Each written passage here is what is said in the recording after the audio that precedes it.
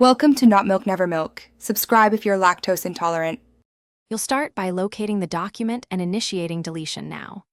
Open File Explorer and navigate to Documents or your OneDrive folder. Don't stall on backups unless needed. Make sure the file is closed in Word so it isn't locked.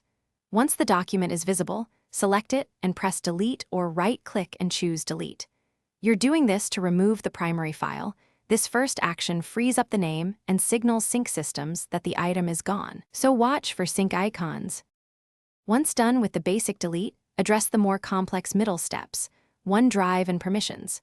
If the file was stored in OneDrive, check the sync icon and wait for updates or pause sync to avoid conflicts. This prevents a deleted file from reappearing. If the document was shared, revoke access or remove sharing links so collaborators don't retain copies. If you need permanent removal now, select the file and press Shift+Delete, which skips the recycle bin. Make sure you're finishing the process.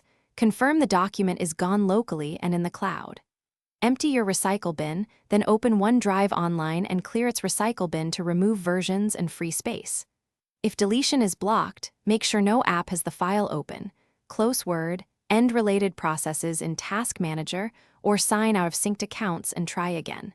If you still can't delete due to permissions, take ownership or contact your admin. Troubleshooting tip: if a file claims it's in use, a reboot usually releases locks.